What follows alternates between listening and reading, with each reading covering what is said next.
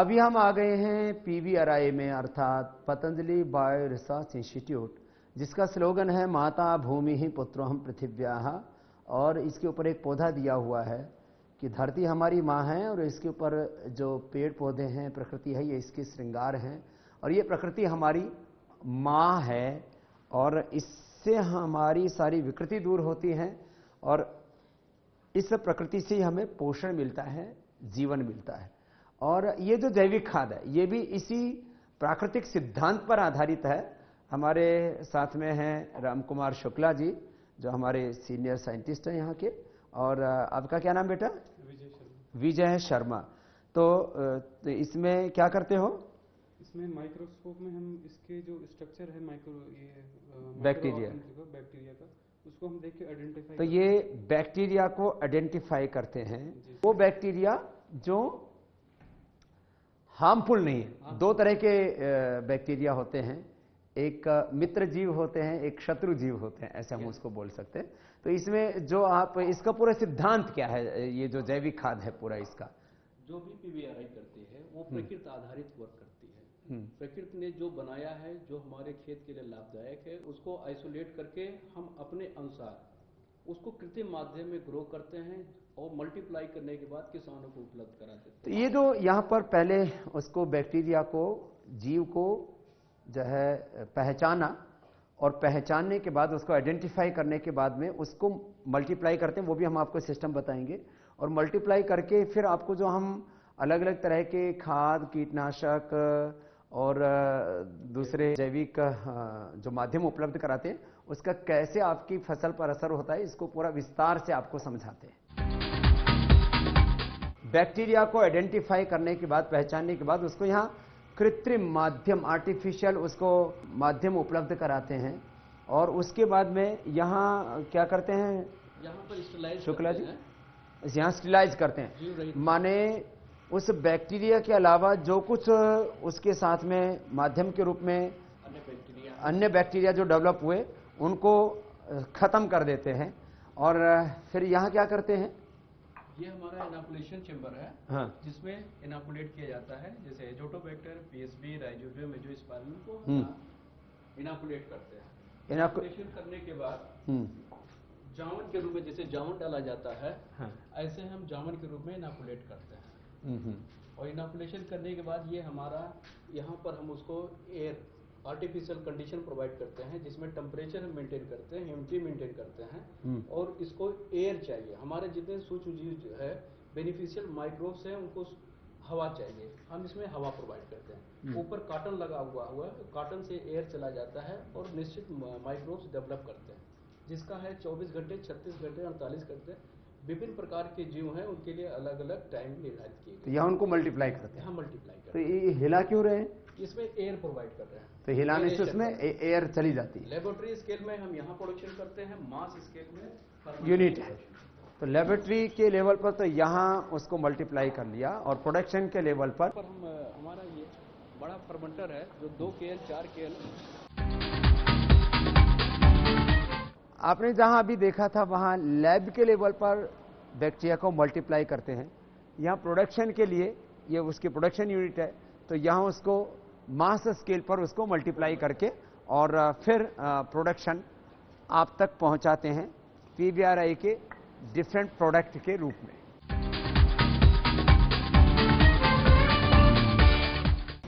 ये पीवीआरआई की दानेदार खाद बनाने की यूनिट है। और हमारा सिद्धांत है स्वदेशी का कि यंत्र कम लगे और लोगों को रोजगार भी मिले। तो यहाँ देखिए आप, यांत्रिक काम भी हो रहा है, क्योंकि ये दाना बनाने का काम, तो इसके लिए छोटा यंत्र भी चाहिए। तो ये यंत्र का काम इधर हो रहा है और बाकी हाथ का काम इधर हमारे भाई कर रहे हैं। और छोटे छोटे यंत्रों से ये बड़ा कार्य हो रहा है, लोगों को रोजगार भी मिल रहा है और धरती माता की कोख जहरीली होने से भी बच रही है। पीवीआरआई की इस प्रोडक्शन एरिया में विश्व मुक्त खेती के लिए जो अलग अलग प्रकार के प्रोडक्ट तैयार करते हैं वो हम आप तक पहुंचाते हैं, जिससे कि आप विश्व मुक्त स्वस्थ आहार ले सकें और इस धरती माता को भी हम जहरीला होने से बचा सकें। पतंजलि बायो रिसर्च इंस्टीट्यूट में जो प्रोडक्ट तैयार होते हैं, इन प्रोडक्ट से पहले हम यहां पर खुद खेती करते हैं, उसके पूरे परिणामों का मूल्यांकन करते हैं और पूरे साइंटिफिक रिसर्च के बाद, यद्यपि इंटरनेशनल जर्नल्स में भी पीबीआरआई के ये सब रिसर्च पेपर्स भी पब्लिश हुए हैं। रिसर्च पेपर पब्लिश कराना एक बात है, लेकिन बड़ी बात है कि पहले उससे प्रैक्टिकली जो है एग्रीकल्चर, खेती करते हैं। ये सारा काम जमीनी काम है, कहते हैं जमीनी हकीकत से जुड़ा हुआ है, और ग्राउंड रियलिटी पर यदि कोई कार्य नहीं होता है तो उसकी कोई प्रामाणिकता नहीं होती है। तो इन खादों का पहले अपने खेतों में प्रयोग किया, जब इसके पूरे परिणाम आए तो आप तक हमने इन प्रोडक्ट्स को पहुंचाया, चाहे ये जैविक खाद है, चाहे ये प्रॉम है, चाहे ये पतंजलि जो है दानेदार खाद है। ये दानेदार खाद इस तरह से ग्रेन्युल्स के रूप में होता है, और ये प्रॉम भी दानेदार होता है, और ये जैविक खाद जैसे गोबर का खाद होता है कुछ उस रूप में होता है।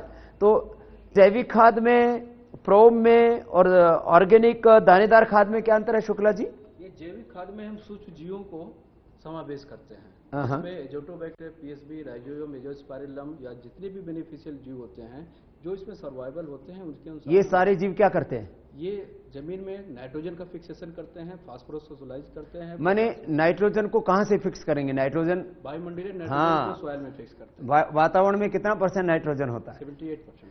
78% वातावरण में जो है वो नाइट्रोजन ही होता है। ऑक्सीजन की मात्रा तो 18 से 20%, और फिर कुछ और भी दूसरी जहरीली गैसें भी होते हैं। तो खैर, नाइट्रोजन को एनवायरनमेंट से लेकर के धरती के अंदर फिक्स करने में काम करता है। और क्या करता है? नाइट्रोजन का हम, क्योंकि ये जो यूरिया होता है ये भी तो नाइट्रोजन है, नाइट्रोजन गैस को नैफ्था से बांध देते हैं, वही यूरिया।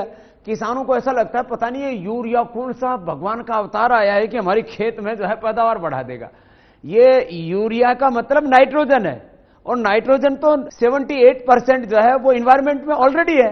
तो कोई यूरिया जो है कोई भगवान का अवतार नहीं है, यूरिया कोई देवी देवता नहीं है, यूरिया जो है कोई ऐसा चमत्कार नहीं है, यूरिया कोई खरीदने की जरूरत नहीं है। अरे जो भगवान ने इस धरती पर ऑटोमेटिक दिया हुआ है जो है नाइट्रोजन, उस जैसे इंसानी जिस्म की, मनुष्य के शरीर की आवश्यकता ऑक्सीजन है, पेड़ पौधों को नाइट्रोजन चाहिए, उनकी खुराक है, और वो नाइट्रोजन प्रकृति ने, परमात्मा ने जो है इस पहले से ही दिया हुआ है, पूरे इस वातावरण में ऑलरेडी विद्यमान है। बस पेड़ पौधे उसको ले सकें, उस तरह का वातावरण एक तो ये तैयार करता है। और इसमें हम गौमूत्र अर्क डालते हैं जिससे नाइट्रोजन की पूर्ति होती है। अच्छा, जो खेत में जाते हुए माइक्रोब को सपोर्टिंग का काम करते हैं।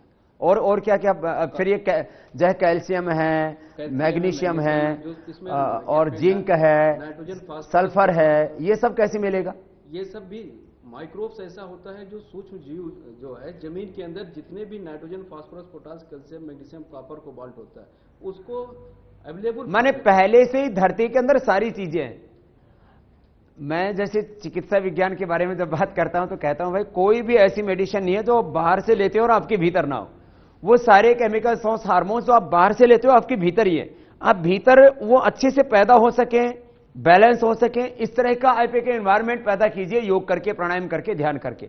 ऐसी सूक्ष्म जीव उपलब्ध करा के धरती को, जो धरती में जो जिंक है, धरती में जो कैल्शियम है, धरती में जो मैग्नीशियम है, धरती में जो फास्फोरस है, उसको उपलब्ध कराना, मैंने पेड़ पौधे उसको ग्रहण कर सके, ग्राह्यता उसको जो है हो जाए, इस तरह का वातावरण ये जीव पैदा करते हैं। फिर ये क्या करता है? Phosphate rich organic manure. Organic manure है जिसमें हम 11 से 12% फास्फोरस देते हैं। आइट कहता है तो किसी जमीन में जैसे फास्फोरस कम है तो वो उसको भी पूर्ति कर देगा। फास्फेट की जगह आप इसका प्रयोग कर सकते हैं, जो सिंगल सुपर फास्फेट और डीपीए से अच्छा रिजल्ट दे रहा है। इसके साथ हम पीएसबी कल्चर का प्रयोग करते हैं, तो पीएसबी कल्चर फास्फोरस को उपलब्ध करता है। और इसमें फिर इसमें क्या विशेष है? इसमें और इसमें क्या अंतर है? ये भी दानेदार खाद है, ये भी दानेदार खाद है। दानेदार है, इसमें फास्फोरस 12% करीब है, इसमें आपका नाइट्रोजन, फास्फोरस, पोटास 3% से 5% के बीच में है, जो कि पौधों में बैलेंस डाइट का काम करता है। नहीं तो इसमें कोई कहे कि हमको प्रोम डालना है कि हमको ऑर्गेनिक मेन्योर डालना है, तो इस दोनों में अंतर क्या हुआ? हम रिकमेंड करते हैं कि एक बोरी आप इसको डालिए, एक बोरी इसको। अच्छा अच्छा अच्छा, ये इसीलिए मैंने पूछा। फिर अब इसके ऊपर आते हैं, ये जो चीजें हैं इसमें सबसे पहले जैसे आपका ये नीम है, ये नीम क्या काम करता है? नीम और नीम का मतलब क्या है? नीम एक है प्रकृति द्वारा प्रदत्त एक पौधा है जिसमें सारे गुण निहित हैं। कोई भी भाई नीम से चर्म रोग नहीं होते, नीम हेल्थ के लिए अच्छा है, उससे ब्लड को प्योरीफाई कर देता है, और हमारे भीतर भी जितने भी हानिकारक जीव हैं शरीर के अंदर, चमड़ी के ऊपर कोई हानिकारक जीव हैं लगाओ तो ऊपर से उसमें लाभ करता है। ये पेड़ पौधों में क्या लाभ करेगा? सेम इसी तरीके से प्रकृति को कंट्रोल करते हुए प्रकृति को के साथ मैनेजमेंट करता है। ये किसी कीड़े को मारता नहीं है, कीड़े को उस लेवल तक मारता है जब हमारा नुकसान कम से कम हो। पौधे के वृद्धि में भी सहायक होता है, कीड़ों के अंडे देने की प्रक्रिया में बाधित करता है, कीड़ों को खाने की प्रक्रिया को रोकता है। मतलब ये कीट रक्षक हो गया एक तरह। रक्षक हुआ। तो ये नीम जो है इसकी 1500 ppm का पावर का है, इसका मैंने सुना है बहुत अच्छे रिजल्ट्स हैं। बहुत अच्छे रिजल्ट हैं हर क्रॉप में, और खासकर ऑर्गेनिक फार्मिंग में नीम ऑयल एक रामबाण है। रामबाण है ये। हमेशा 15 दिन से 1 महीने के अंतर पर करते रहना चाहिए, तो आपको रोग नहीं आएगा, कीट व्याधियां नहीं आएंगी।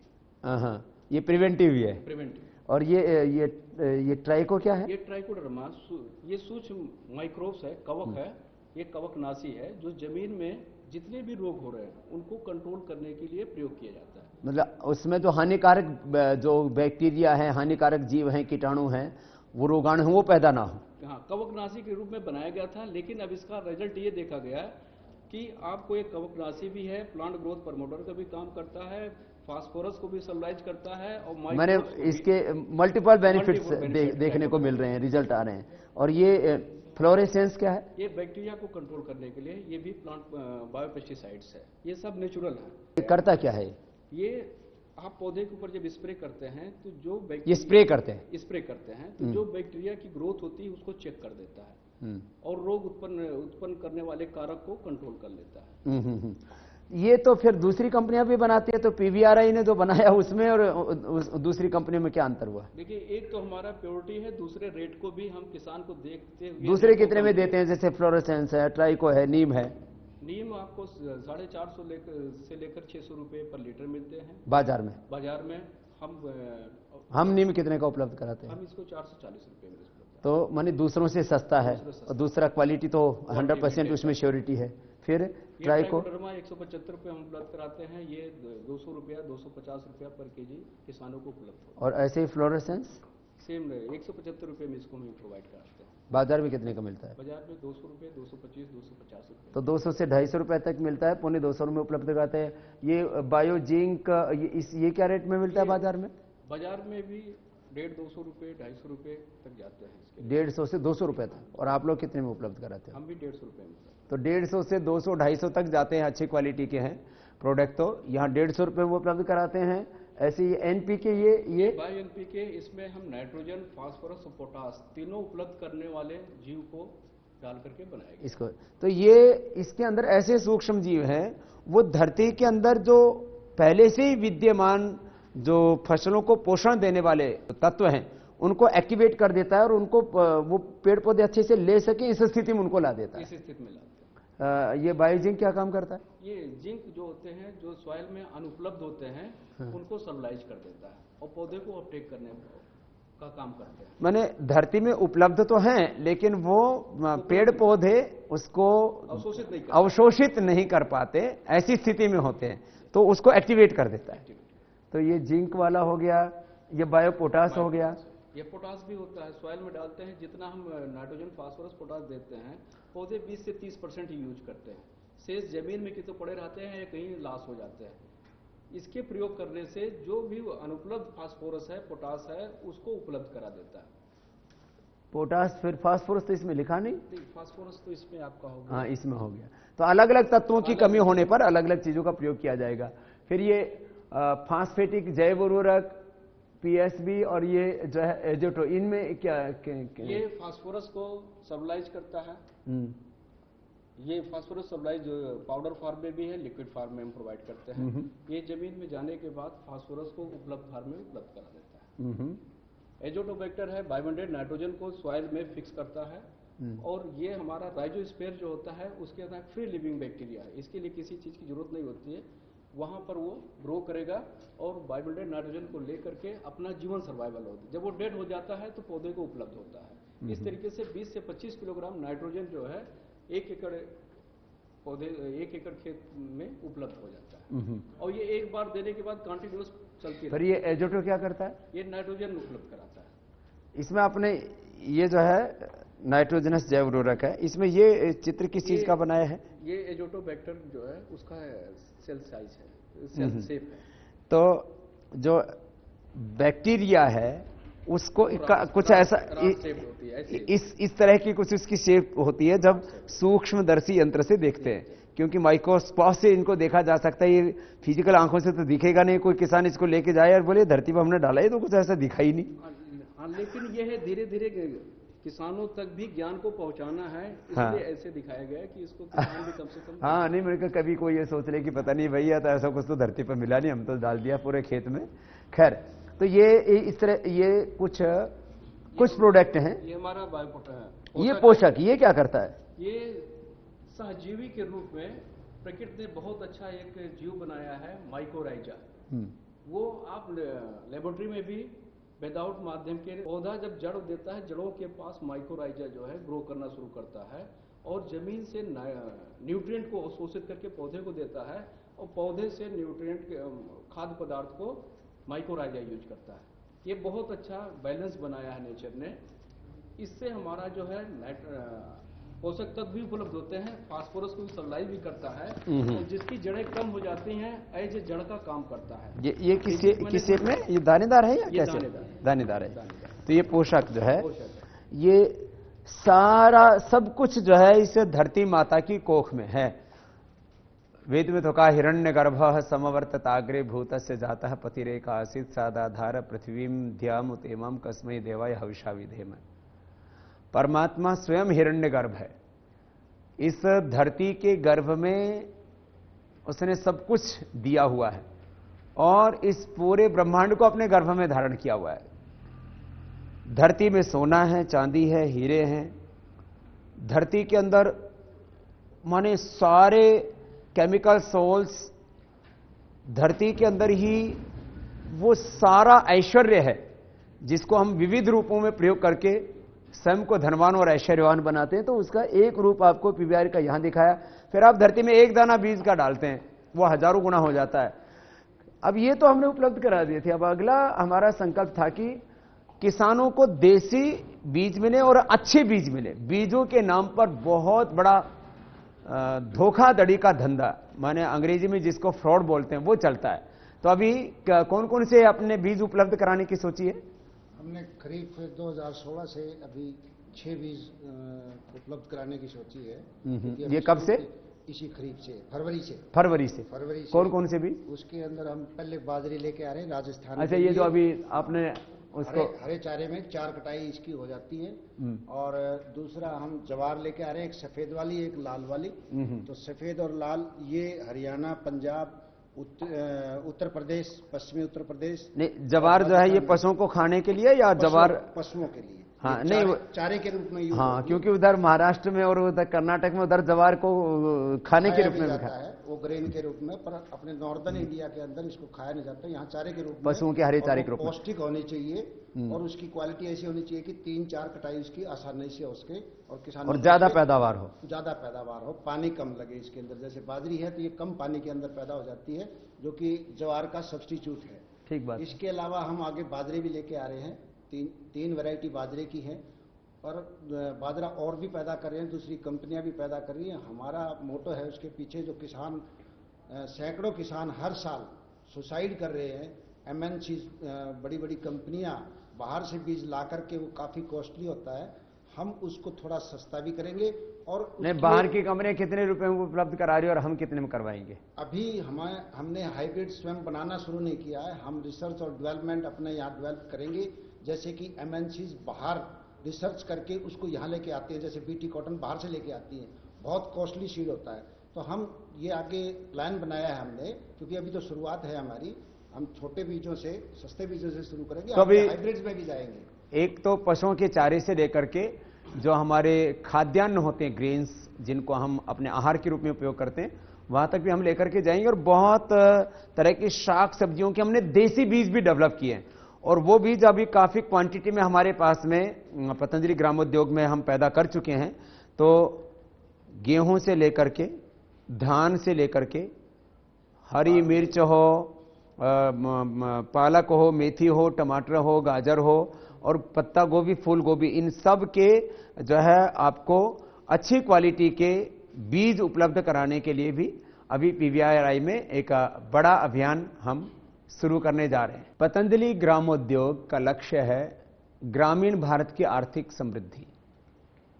हमारे किसान समृद्ध हों, उनके पशु स्वस्थ हों, और उन पशुओं से अच्छा दूध देश के लोगों को मिले। स्वस्थ भारत, समृद्ध किसान, यह है हमारा पतंजलि ग्रामोद्योग का अभियान। और इसमें विदेशी कंपनियों से लेकर के कुछ देशी कंपनियों की भी काफ़ी ठगी चला करती थी। तो हमने जब पिछले करीब 20 वर्षों तक लोगों से बार बार ये सुना, उन्होंने आग्रह किया कि साहब जी, आदमियों के लिए तो आप बहुत कुछ कर रहे हो, ये इन पशुओं के लिए भी कुछ करो। तो पशुओं के लिए, खास करके दूध देने वाले पशु हैं, उनके लिए बहुत ज़रूरी होता है कैल्शियम। तो कैल्शियम बहुत एक तो महंगा उपलब्ध करा देते, उसमें बस पानी भर दिया और थोड़ा रंग डाल दिया, और बहुत ठगी चला करती थी। तो जो देशी विदेशी कंपनियां काफ़ी महंगा कैल्शियम प्रोवाइड कराया करती थी, वो आपको सस्ता कैल्शियम पतंजलि समृद्धि के नाम पर आपको मिलता है। विदेशी कंपनियां या जो और भी दूसरे बड़े बड़े ब्रांड्स हैं, वो कितना उपलब्ध कराते हैं 1 लीटर का? 1 लीटर महाराष्ट्री 250 से 300 रुपए। 250 से 300 रुपए बड़े ब्रांडेड कंपनियां कैल्शियम उपलब्ध कराती हैं। और ये कितने का है? ये 120 रुपए का है। 120 रुपए का है। माने आप यदि कोस्ट वाइज देखेंगे तो काफी सस्ता है, और इसका स्वाद और इसका रिजल्ट वो तो बहुत अच्छा है ही है। तो ये इसका कलर है, और इसका जो स्वाद है वो बहुत अच्छा है। माने यद्यपि आदमी के लिए भी कैल्शियम की कमी हो जाती है, तो उसको भी कैल्शियम की गोलियां खिलानी पड़ती हैं। आदमी को भी जब शक्ति कम हो जाती है तो वो भी कई प्रकार की एनर्जी के लिए टॉनिक्स लेता है। तो पशुओं की भी वही हालत है। इसको कोई आदमी भी पिएगा तो हानि नहीं होगी, लेकिन आदमी के पीने के लिए नहीं है, ये पशु के पीने के लिए बनाया है अभी। लेकिन ये एडेबल है, माने उसका डाइजेशन के अकॉर्डिंग इसको तैयार किया गया है। तो ये कैल्शियम, और एक खास बात यह है, अभी तक इस मैं एक बात जो कोई कंपनी वाले नहीं कहते वो मैं आपको कहना चाहता हूं। ये इतना बड़ा पैकिंग का तामझाम, इसमें बहुत भयंकर पैसा लगता है। एक ये बाल्टी है, ये 5 किलो की है जी, और ये 10 लीटर। ये 10 लीटर की। तो ये 10 लीटर की बाल्टी कितने में आती है? 800 रुपए में हम देते हैं। नहीं, ये इसका खाली बाल्टी 40 से 45 रुपए। अब 40 से 45 रुपए की खाली बाल्टी आती है। 2-4 बार बाल्टी यदि किसान खरीदेगा तो उसको इस्तेमाल कर सकता है। अब हर महीना बाल्टी खरीद के लाए, इसका इस्तेमाल क्या करेगा? उसके तो 40-50 रुपए उसके भी कोई काम के नहीं आए, हमारे भी कोई काम के नहीं। तो फिर जब मेरे पास ये विकल्प लेकर के आए कि भाई पतंजलि बोलस बनाओ, तो फिर मैंने इसको स्वीकृति दी कि भाई इसको तैयार करो। इससे कम से कम 25% की बचत हो जाती है। ऐसे भी ये एक दिन की खुराक करीब 12 रुपए की पड़ती है, ये खुराक करीब 10 रुपए की पड़ती है। तो आपको करीब 20% तो ऐसे ही बचत हो गया। और इसमें खास बात यह है कि ये जो बड़ा बोलस है ये बड़े पशु के लिए है, छोटे पशु के लिए तो आधा ही बहुत है। जो बहुत ज्यादा दूध देता है उसको एक बोलस लगती है।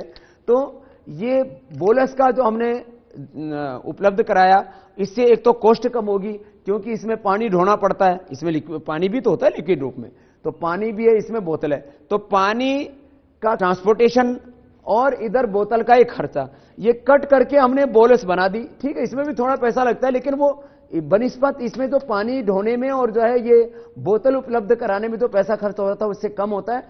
तो मैं किसान भाइयों से कहूंगा कि बोलस का ज्यादा प्रयोग करें।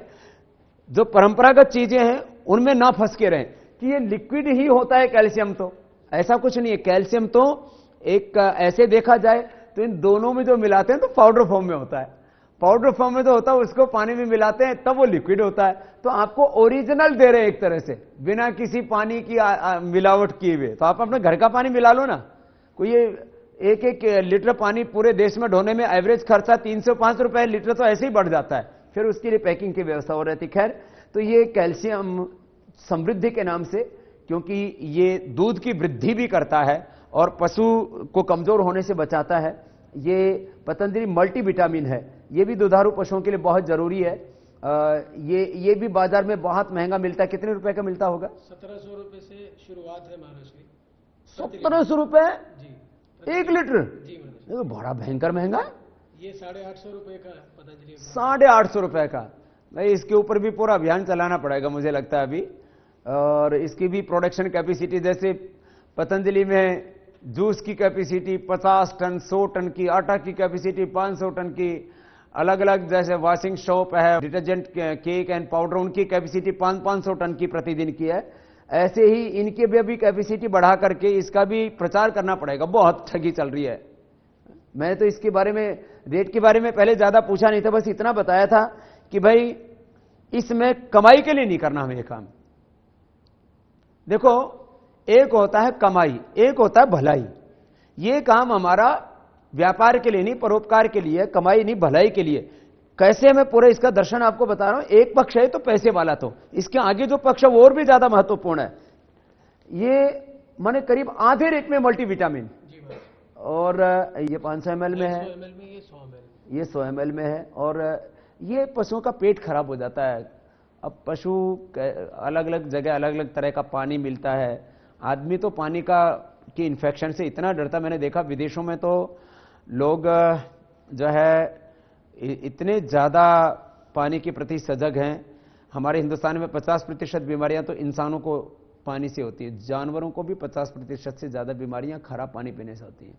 जड़ में गंदा पानी है, कहीं नाले में गंदा पानी है, कोई भी पशु पी लेता है, अब उसको तो प्यास लगे, उसको क्या पता है कि इसके अंदर क्या बैक्टीरिया, क्या वायरस है। और जो लोग शुद्ध पानी पीने के आदी हो जाते हैं, अपने घरों में भी आजकल सब लोगों ने आरओ लगा रखे हैं। अपने लिए तो आदमी ने प्रबंध कर लिया, पशुओं के लिए शुद्ध पानी की कोई व्यवस्था नहीं, उससे उनका पेट खराब होता है। दूसरा, कई बार अब जैसे यूरिया, डीएपी, तमाम तरह का उनको खराब खाना मिलता है। फिर और एनवायरमेंट में जो भी गंदगी है सारी पशुओं के अंदर भी बराबर रूप से जा रही है, तो उनका पेट खराब होता है। और पेट के लिए अंग्रेजी में कोई दवाई नहीं होती है, तो ये पशुओं के लिए, लीवर के लिए बहुत ही अच्छा टॉनिक यकृतामृत बनाया हमने। लिवामृत भी हमने नाम सोचा था, लेकिन हमने सोचा कि जो है लोगों को थोड़ा हिंदी का भी अभ्यास होते है, यकृतामृत इसका नाम रखा। यकृत के लिए, पेट के लिए अमृत तुल्य है, उनके पेट डाइजेशन को अच्छा रखने के लिए। कई बार जो दुधारू पशु होते हैं वो इतना दूध देते हैं और कई बार किसी बीमारी से बहुत कमजोर पड़ जाते हैं। गांव की भाषा में उनको बोलते हैं भाई ये पशु तो ठाण पकड़ गया, माने अब उठता ही नहीं है। ऐसे पशुओं के लिए ये एनर्जी बूस्टर, ये कितने रुपए का? 175 रुपए। 175 रुपए। और बाजार में जो दूसरी ब्रांडेड है वो 300 रुपए से ऊपर ही मिलते हैं। 300 से 500 रुपए तक, माने करीब करीब जो है आधे कीमत पर पतंजलि की तरफ से आपको ये चीजें उपलब्ध करवाई जा रही हैं। और ऐसे ही ये 32 पशुओं का डाइजेशन बड़ा खराब रहता है, तो उसके लिए किसी भी कारण से मैंने कहा डाइजेशन खराब हो तो उसके लिए ये जो है 32 उपलब्ध कराते हैं। एक बार में कितना देना पड़ता है? 25 ग्राम, करीब 25 ग्राम। तो आदमी से 4 से 8 गुना खुराक हो जाती है पशु की। वैसे जो औषधि हम आदमी को देते हैं, जैसे गिलोय बुखार ठीक करने के लिए आदमी को देते हैं, आदमी को 1 चम्मच देते हैं, उसको मुट्ठी भर दे दीजिए बस। आयुर्वेद का सिद्धांत है जितनी औषधि हम इंसान के लिए प्रयोग में लाते हैं उससे 4 से 8 गुनी पशु का बल देख करके, क्योंकि पशु भी तो अलग अलग जो है उनका सामर्थ्य होता है, बलाबल को देख करके उनको दिया जाता है। तो ये उनके पेट के लिए है। पशु को गर्भ से रिलेटेड, माने यदि स्वास्थ्य के क्षेत्र में, हेल्थ सेक्टर में बात की जाए तो बोला जाता है माताओं को यूट्रस और पुरुषों को प्रोस्टेट मारता है। यदि किसी भी तरह की गर्भ में विकृति आ जाती है तो पशु खराब ही हो जाता है और उसको भी कई भयंकर बीमारियों से जूझना पड़ता है और कई बार तो उसकी मौत भी हो जाती है। तो गर्भांजलि देने से क्या क्या फायदे हैं? गर्भांजलि जब गारू पशु बच्चा देने के बाद जो जेर रह जाता है उसकी सफाई के लिए दिया जाता है। 10 ml इसका डोज है। तो ये गर्भ का पोषण भी करता है और ये जेर गिराने के लिए। अब जेर गिराने के लिए पुराना तो तरीका होता था, हमने तो जो है अपने हाथों से करीब 20-25 साल तक गायों की सेवा की है। जो भी गाय ब्याती थी तो हमको तो इसका काफी अभ्यास हो गया था। ब्यांत करवाना ये भी आता है, उसके पैर पकड़ करके जो है बछड़ा है या बछड़ी उसको निकालते थे, फिर उस गाय का जेर निकलने तक वहाँ हम रखवाली करते थे खुद। उसको मेथी, गुड़, अजवाइन ये सब पका करके और फिर पिलाया करते थे। कई बार उससे भी जेर नहीं पड़ता। ये देसी तरीका तो सब गांव के लोग जानते हैं अभी भी, लेकिन उस अवस्था में ये गर्भांजलि विशेष फायदा करता है। और मैंने देखा कई बार वो आउटी बोलते हैं उसको, एक तरह से काढ़ा हो गया, वो हमने पिला तो दिया, कई बार उससे भी पूरा जेर नहीं गिरता और पूरा साफ नहीं होता गर्भाशय। तो ये ऐसे पशुओं के लिए बहुत ही अच्छा है गर्भांजलि। और इस तरह से में आयरन भी है, पूरे इसके इंग्रेडिएंट्स इसमें लिखे हुए हैं, ये किस किस चीज से बना है। इसके अंदर जो है कलौंजी है, चित्रक है, और इसमें हरमल है, मंजीठ है, सोया है, बेल है, हल्दी है, और हिमकमल है, अजवाइन और नागरमोथा। ये इतनी औषधियां इसके अंदर हैं। ये सारी आयुर्वेदिक प्रिपरेशन है। खैर, हर रोज किसान जिसका प्रयोग करते हैं वो है पशुओं के लिए जो राशन देते हैं, पशुओं को पोषण के लिए जो वो आहार देते हैं। एक तो हो गया हरी घास हो गई, एक सूखा चारा आदि हो गया। तो ये पशु आहार, अब पशु आहार के नाम पर भी बहुत ठगी चलती है। सबसे बड़ा पाप जो हो रहा है वो ये कि पशु आहार में एक तो सरकार ने 2% तक यूरिया डालने की छूट दे रखी है। पशुओं की दवाइयों की तरह ही पशुओं के आहार के नाम पर, पशु आहार के नाम पर भी बहुत लूट मची हुई है। और उसमें सबसे ज्यादा लूट मची हुई है यूरिया के नाम पर। एक तो सरकारों ने नियम ऐसे बना रखे हैं कि 2% यूरिया मिला लो, लोग उसका मिसयूज करते हैं और 4% तक मिला देते हैं। अच्छा, उससे जो है एकदम से कहते हैं कि भाई प्रोटीन की पूर्ति हो गई और दूध एकदम बढ़ जाता है। कुछ लोग सोचते हैं कि यूरिया लोग दूध में मिलाते हैं, दूध में भी यूरिया मिलाते हैं। दूध में जो खास करके ट्रेनों में भर करके दूध आता है तो पूरे उस एक टैंकर के अंदर जो है कुछ मात्रा में 5 किलो 10 किलो की तरह यूरिया डाल देते हैं, तो उससे दूध खराब नहीं होता। वो तो एक यूरिया, डिटर्जेंट पाउडर और कई तरह के आपने सब देखा है टीवी आदि पर कि किस तरह से लिक्विड डिटर्जेंट है उसको मिला करके फिर ऑयल मिला करके और आर्टिफिशियल दूध बनाते हैं, वो तो एक अलग बात है। माने पशु को चारे में ही यूरिया दे देते हैं, अब उससे एक बार तो दूध बढ़ गया और उसका असर दूध तक आता है। खैर, अगली बात, वो यूरिया वाला चारा खा करके फिर पशु को गर्भ नहीं ठहरता है। माने पशु गर्भ तो होता है लेकिन नया दूध कराते हैं वो उसका गर्भ ठहरता ही नहीं है और वो पशु बेकार हो जाता है। 3 बार 5 बार 10 बार पशु हीट में आता है और उसको जो है बच्चा नहीं ठहरता है। उसका कारण सबसे बड़ा है यूरिया। फिर इसमें पशु आहार में दूसरा लोग मिट्टी डालते हैं, सैंड डालते हैं। अब उस सैंड के शेप अलग अलग हैं। कुछ लोग उसके अंदर जो है चावल की भूसी डाल देते हैं, कुछ लोग और कई तरह की सैंड डाल देते हैं, कहते हैं सैंड में भी पोषक तत्व होते हैं। अरे ठीक है, मिट्टी में भी पोषक तत्व होते हैं, लेकिन वो मिट्टी पशुओं का जो पेट होता है वो बहुत बड़ा होता है। पशुओं के पेट के 4 खाने होते हैं, तो वो जो है वो भीतर जा जा करके आपने देखा होगा जो पशु मिट्टी ज्यादा खाते हैं उनके पेट से मिट्टी, जो पॉलीथीन खा लेते हैं उनके पेट से पॉलीथीन 10-10 20-20 किलो पॉलीथीन निकलती है, उनको कैंसर जैसी बीमारी हो जाती है। माने मिट्टी और यूरिया ये पशु आहार में मिल रहा था, तो हमने कि भाई, और फिर वो क्या होता है, वो पशु बेकार हो जाता है, फिर कटने के लिए जाता है। जिस पशु को 1 लाख रुपए में खरीदा था वो पशु फिर किसान 5-10 हजार रुपए में बेच देता है, तो वो तोल के भाव से फिर पशु बिकते हैं। मैंने इसके संदर्भ में कई बार बताया था।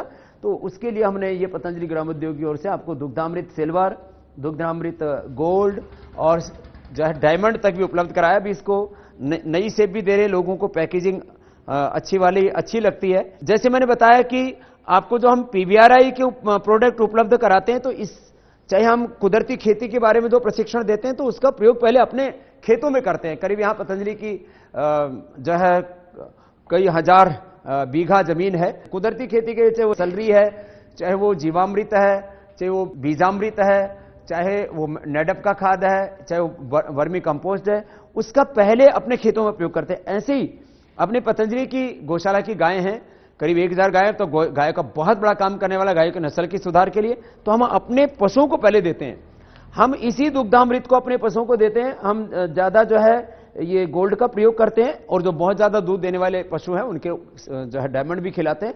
थोड़े दूध देने वालों को दुग्धामृत देते हैं। तो हमारे यहाँ तो थोड़े दूध देने वाले हैं ही नहीं पशु, जो थोड़े दूध देने वाले पशु उनके लिए दुग्धामृत सिल्वर, जो है 10-15 किलो दूध देने वाले हैं उनके लिए ये दुग्धामृत गोल्ड, और जो 20-25 किलो दूध देने वाले पशु हैं उनके लिए जो है डायमंड दुग्धामृत ये पशु आहार है। ये जो आप गाय का फोटो देख रहे हैं, मैंने इसको गौशाला के अंदर गाय को भी आपको दिखाया है। ये गाय लगभग हमारा 25 किलो दूध देती है। पहले म्यात में 15-16 किलो दूध देती थी, और दूसरी म्यात में अब ये 25 किलो दूध तक आ गई है।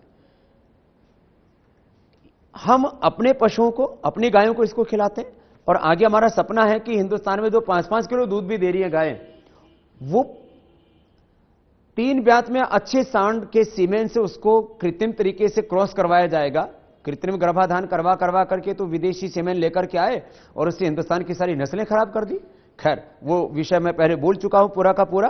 तो आप भी अपनी गाय जो 5 किलो दूध देती है उसको भी 25 किलो दूध तक ले जा सकेंगे। उसके लिए हम आपको कृत्रिम गर्भाधान के लिए सीमेन भी उपलब्ध करवाएंगे, लेकिन ये दुग्धामृत आपको उपलब्ध करा रहे हैं, और हम इससे अपने पशुओं से, अपनी गाय से खुद 25 किलो तक दूध ले रहे हैं। तो ये अगले आने वाले समय में आपको जो अभी सिंपल लेबल देखने को मिल रहे हैं, जैसे ये सिल्वर का, ये गोल्ड का, फिर ये जो है डायमंड का, आपको लेबल, रंगीन लेबल भी आगे मिलेगा। और ये जो है बहुत जल्दी ही फिर गोल्डन चिप्स जो है, इसका दूसरा एक चिप्स में आता है, एक ये गोल गोल दाने के रूप में आता है, और एक ये मिनविट प्लस, इसमें बहुत तरह के विटामिन्स होंगे। ये भी नया प्रोडक्ट होगा पतंजलि ग्रामोद्योग का। ये भी आपको जनवरी के अंत तक पूरे देश में मिलने लगेगा। तो ये कुछ प्रयोग हैं, और इन प्रयोगों को हमने स्वयं पहले अपने ऊपर प्रयोग किया है। अपने ऊपर अर्थात पतंजलि में पहले सारे रिसर्च जो होते हैं उनका ग्राउंड रियलिटी टेस्ट होता है, उसके बाद ही हम आप तक पहुंचाते हैं। तो चलिए, आपको अभी जैसे हमने पतंजलि ग्रामोद्योग में जो पूरी खेती होती है, विषम मुक्त कुदरती खेती, ऐसे ही पतंजलि बायो रिसर्च सेंटर की जो ग्राउंड रियलिटी है वहां तक आपको ले चलते हैं। ग्राउंड में जो खेती हो रही है वो किस तरह की हो रही है।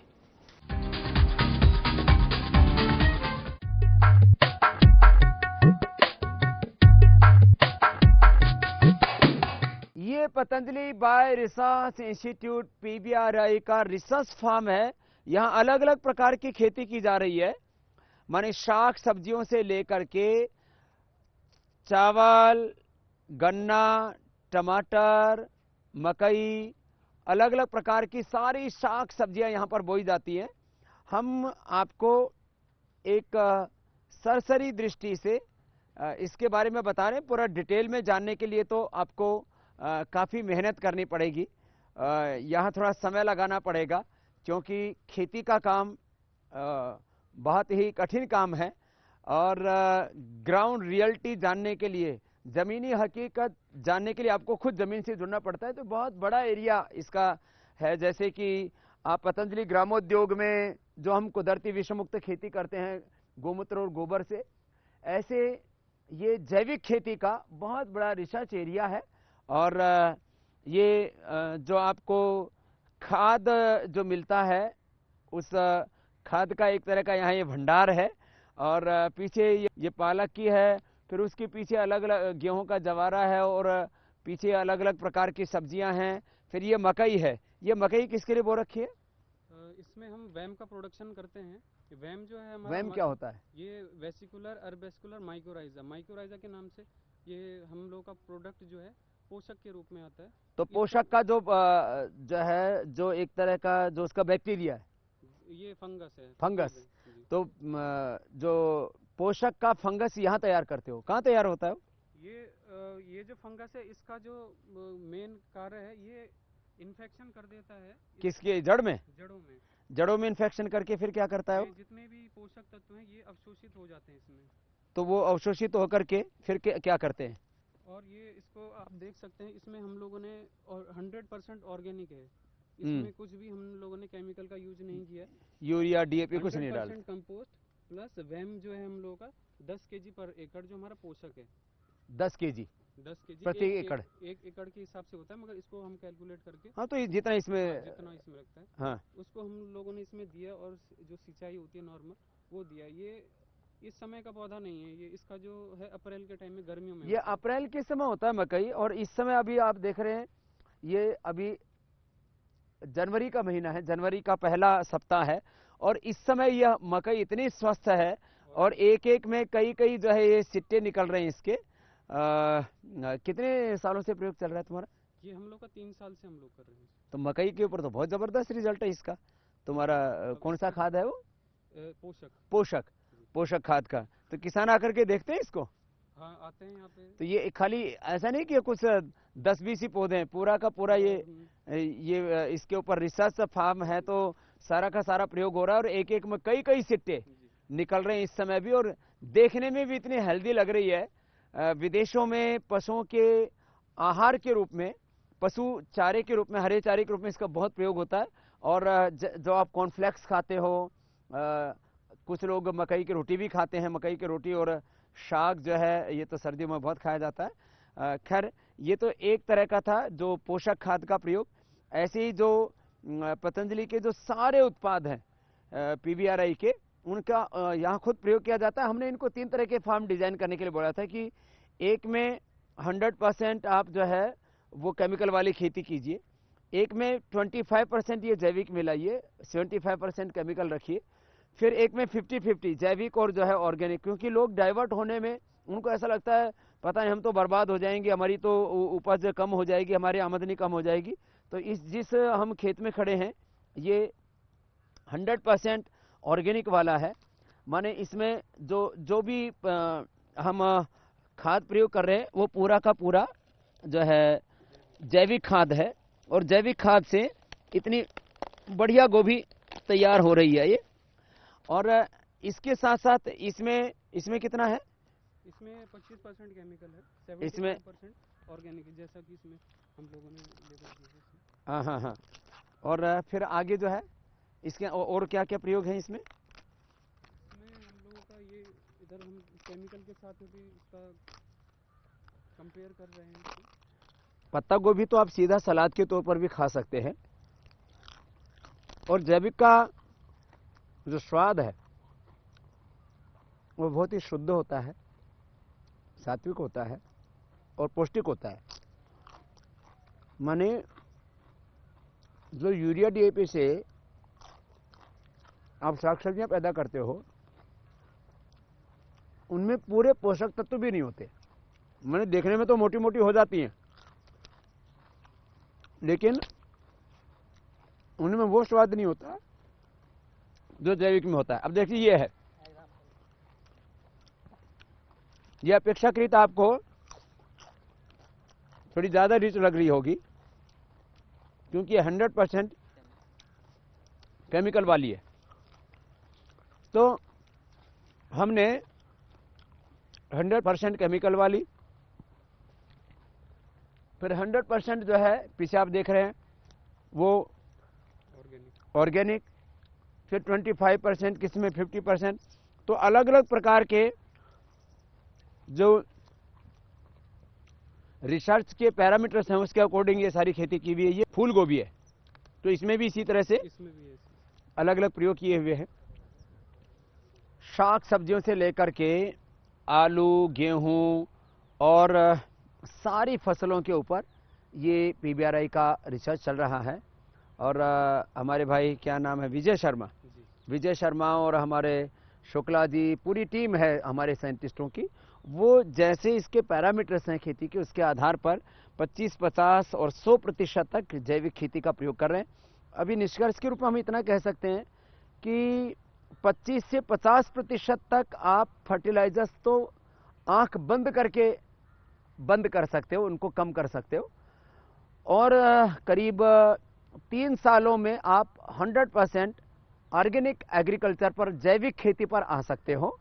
ये एक बड़ी बात है, नहीं तो आपके खेत बंजर होंगे और वो जहरीला अन्न खा करके शरीर बंजर होगा। इनफर्टिलिटी से लेकर के कैंसर, एसएलईएमएस, ऑटोइम्यून डिजीज से लेकर के भयंकर रोग पैदा होंगे। हमने गेहूं से लेकर अलग अलग जो फसल हैं उनकी कितनी आवक हुई, कितनी उपज उसमें पैदा हुई, उसका जो यहाँ पर कैलकुलेशन किया, उससे हम इस निष्कर्ष पर पहुंचे हैं कि करीब 1 एकड़ में 16 से लेकर के 18 क्विंटल तक तो हमने 100% जैविक खाद और कीटनाशकों का प्रयोग करके पैदावार ली है।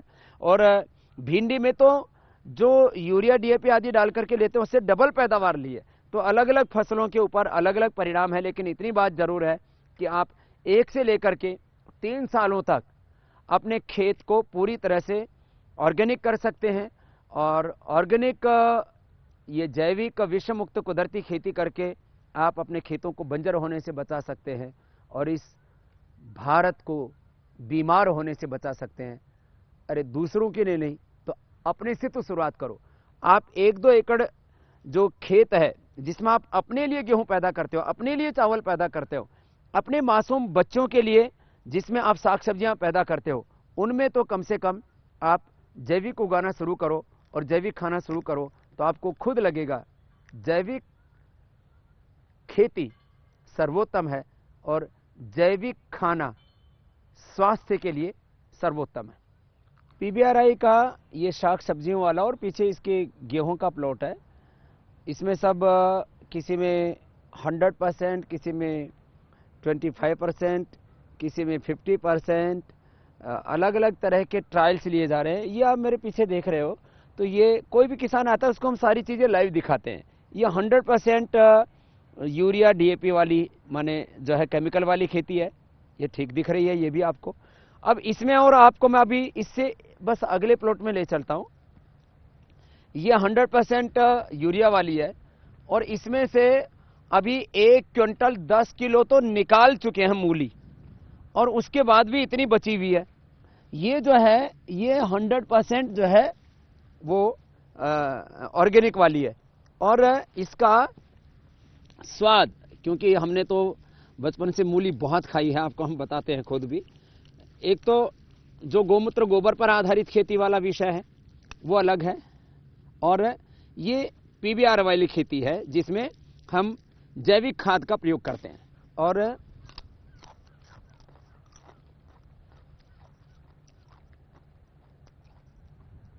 इस मूली को आप खाते हैं तो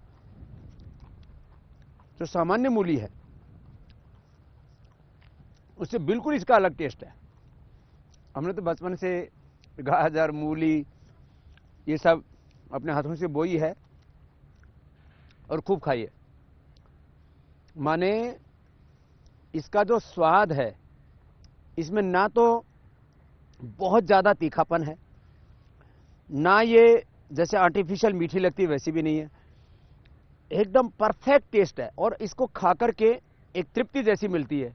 वैसे भी सांझ होने को है, मैंने सुबह से कुछ खाया नहीं था, इसलिए आज थोड़ा आपको ये जैविक खेती के बारे में बताते हुए पत्ता गोभी और मूली खा ली।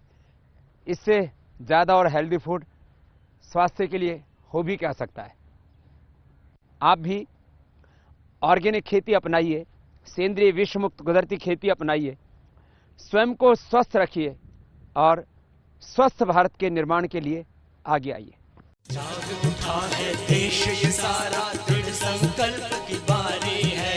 जाग उठा है देश ये सारा, दृढ़ संकल्प की बारी है। स्वाभिमान जगा भारत का, नवयुग की तैयारी है। स्वाभिमान जगा भारत का, नवयुग की तैयारी है। जाग सारा। अब स्वदेश का एक भी पैसा जाएगा ना विदेश में। अब स्वदेश का एक भी पैसा जाएगा ना विदेश में। तन भी स्वदेशी मन भी स्वदेशी सुख है अपने ही वेश में। तन भी स्वदेशी मन भी स्वदेशी सुख है अपने ही वेश में। है सामर्थ्य भुजाएं सक्षम देश की जनता सारी है सामर्थ्य भुजाएं सक्षम देश की जनता सारी है। जाग उठा है देश ये सारा दृढ़ संकल्प की बारी है। जाग उठा है देश ये सारा दृढ़ संकल्प की बारी है। स्वाभिमान जगा भारत का नवयुग की तैयारी है। स्वाभिमान जगा भारत का नवयुग की तैयारी। सबको योग सिखाएंगे हम बदलेंगे जमाना। घर घर अलख जगाएंगे हम बदलेंगे जमाना। पीड़ा पतन की तोड़ेंगे कारा। पीड़ा पतन की पीड़ा पतन की तोड़ेंगे कारा। ममता की निर्मल बहाएंगे धारा। ममता की निर्मल बहाएंगे धारा। समता का दीप जलाएंगे हम बदलेंगे जमाना।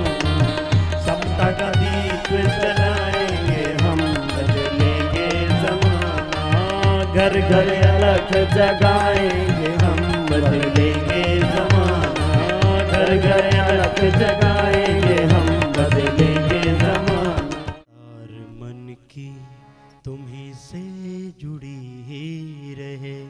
आत्म ज्योति सभी की जगी ही रहे। तार मन की तुम्ही से जुड़ी ही रहे।